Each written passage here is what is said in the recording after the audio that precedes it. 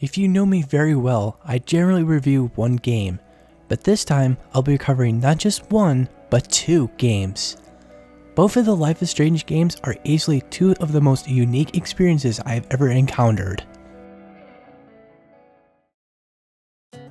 In the first game, you take control of Maxine Max Caulfield, a soft-spoken teenage photography student who gains the ability to rewind time Prince of Persia style after encountering a supposed murder of the punk chick.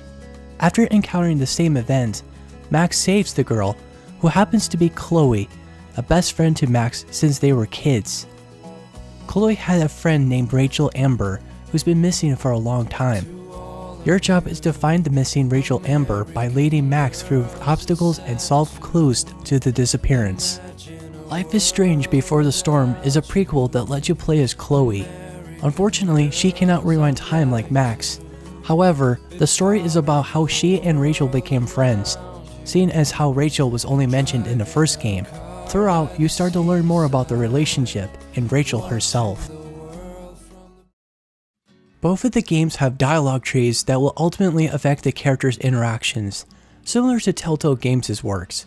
But unlike Telltale, there's an option in the first game to rewind time just in case you are not very happy with the first choice you made. And in the second game, you have an option to backtalk since you don't have the rewind powers like Max in the original.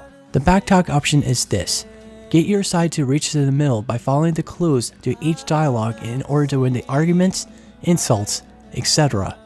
It plays out like a minigame of sorts.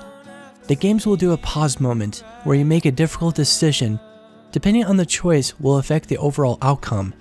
But like I said, Max can rewind just in case you weren't happy with the first choice you made.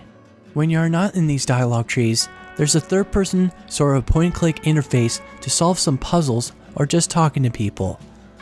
Both of the games have collectibles. Max can take pictures and Chloe uses graffiti to certain spots of each level. All of these can be shown in your journal and how many you have found. At the end of each episode, you'll be given a results screen, showing how many players made a certain choice.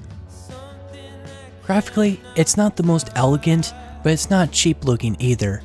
Honestly, the character design is the star of the graphics. The one minor problem I have with the games is the change of voice actors. Chloe's voice is different on both games.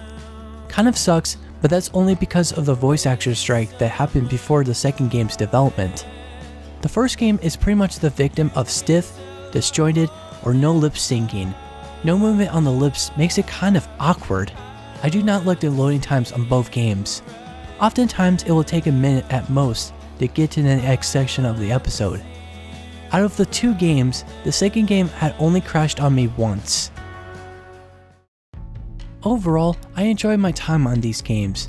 Both the games have interesting stories, straightforward gameplay, and some likable characters.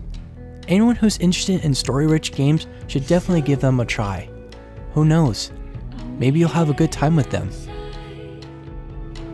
It's a victory.